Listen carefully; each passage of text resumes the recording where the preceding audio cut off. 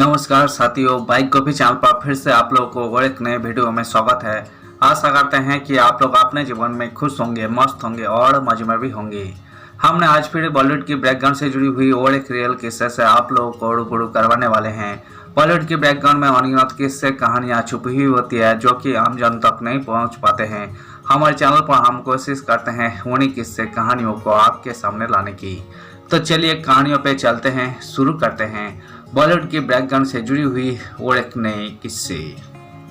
शोले। 50 साल बीत जाने के बाद भी शोले फिल्मों के बारे में लोग अब भी नहीं जानते ये बातें। 50 ईयर्स ऑफ शोले। शोले के 50 साल। शोले के चरित्र अभिनेता जगदीप से लेकर ए.के. हंगेल तक शोले के वे कलाकार जो आज भी याद आते हैं। सिर्फ हीरो नहीं, शोले के हर चरित्रों ने बनाई पहचान।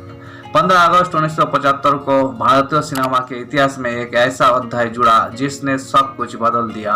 यदि आप मौसी, रहीम चाचा से लेकर सांबा तक का अद्भुत किरदार निभाने वाले एक्ट्रेसेस के बारे में जानना चाहते हैं तो पढ़िए पूरी खबर। Sholay movie real story. Ramesh Sippy के निर्देशन और सलीम जावेद की बेमिसाल लेखन से सजी फिल्म शोले सिर्फ एक ब्लॉकबस्टर नहीं बल्कि यही एक ऐसा सांस्कृतिक प्रतीक बन गई जिसके किरदारों ने दर्शकों के दिलों पर राज किया। यही कहना गलत नहीं होगा कि शोले की सफलता का श्रेय सिर्फ इसके नायक नायिकाओं को नहीं बल्कि फिल्मों के हर एक चरित्र अभिनेता को जाता है।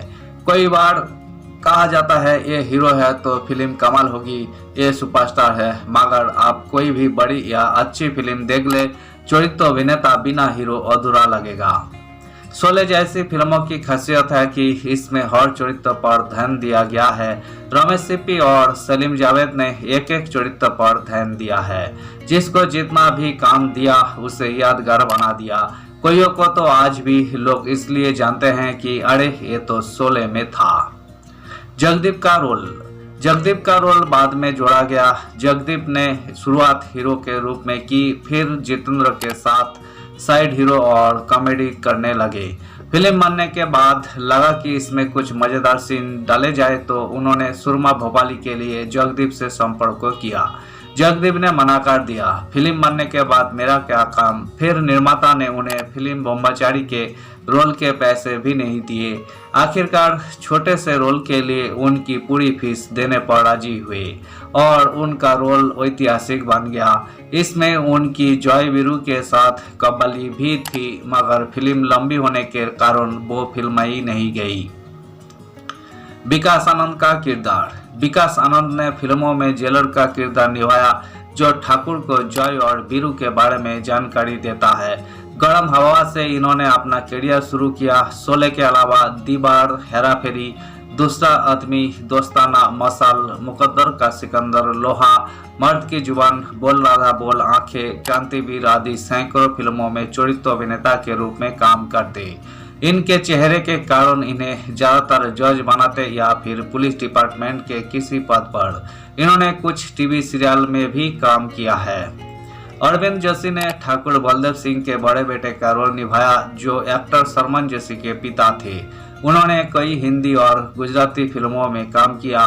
सत्यन कपूर का रामलाल का किरदार। सत्यन कपूर ने रामलाल का किरदार निभाया जो ठाकुर के हाथ काटने पर उनका सभी काम देखते हैं। काबुलीवाला और बंदिनी जैसी फिल्मों से शुरुआत की। 70 से 90 के दशक में लगभग हर दूसरी फिल्मों में नजर आते थे।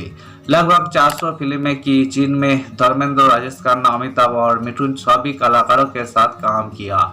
इफ्तेखार ने ठाकुर के मित्र इंस्पेक्टर खुराना और जया भादुरी के पिता का रोल निभाया। वर्ष 1937 में कज्जा की लड़की फिल्मों से 1993 में काला कोट तक सैकड़ों फिल्मों में काम किया। उन्होंने भी ज्यादातर फिल्मों में पुलिस डिपार्टमेंट से संबंधित रोल निभाए। शोले में उनका रहीम चाचा का रोल। ए.के. हंगेल का किरदार। ए.के. हंगेल ने स्वतंत्रता सेनानी के रूप में जिंदगी की शुरुआत की। आजादी के बाद थिएटर से जुड़े, इसके बाद तीसरी कसम से फिल्मी दुनिया में आए। यहाँ शोले के अलावा आईना, शौकीन, अंधी, अवतार, चितचोर, अर्जुन, सागर, लगान आदि फिल्मों में महत्वपूर्ण रोल निभाए। टीवी पर जुबान संभाल के चंद्रकांता और उनका आखिरी सीरियल मधुबाला में छोटा सा रोल निभाया। शोले में उनका रहीम चाचा का रोल बहुत महत्वपूर्ण हो जाता है। जब गब्बर उनकी बेटे अहमद को मार देता है तो बे आते हुए कहते हैं, इतना सन्नाटा क्यों है भाई।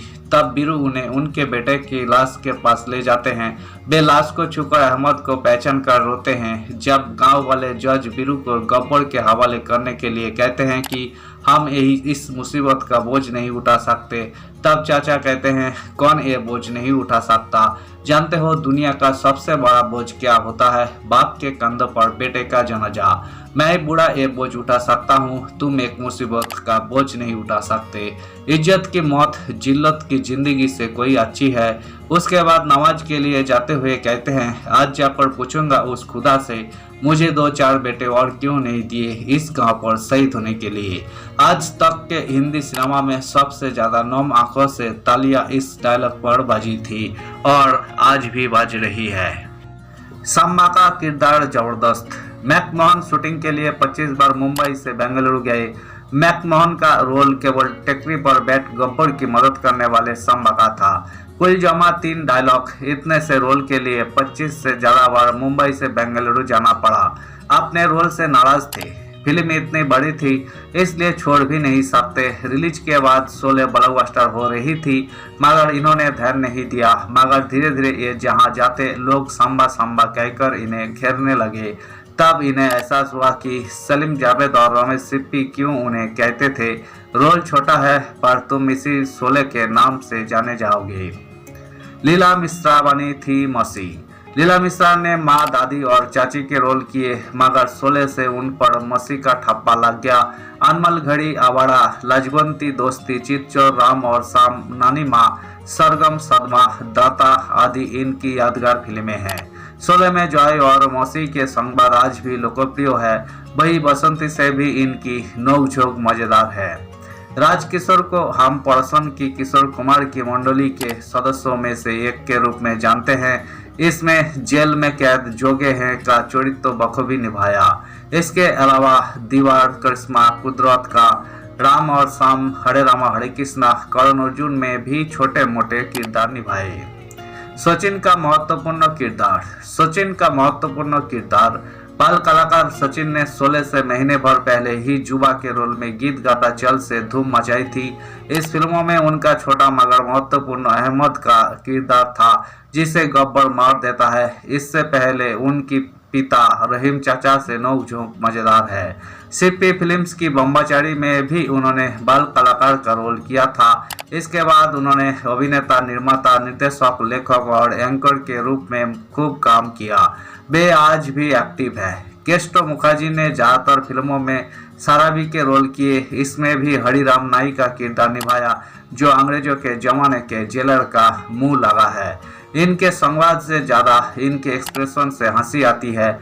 इनकी जुल्फे और मूछें भी मजेदार थी। धन्यवाद साथियों, इस वीडियो में हमने बॉलीवुड के आइकॉनिक मूवी शोले मूवी से जुड़ी हुई और एक्टर एक्ट्रेसेस के जिंदगी से जुड़ी हुई किस्से को आपके सामने रखने की कोशिश की है। उम्मीद है दोस्तों वीडियो आपको जरूर पसंद आई होगी। वीडियो पसंद आए तो लाइक कर दीजिएगा। चैनल पर नए आए हैं तो प्लीज एक सब्सक्राइब कर दीजिएगा। मिलते हैं नेक्स्ट वीडियो में। धन्यवाद।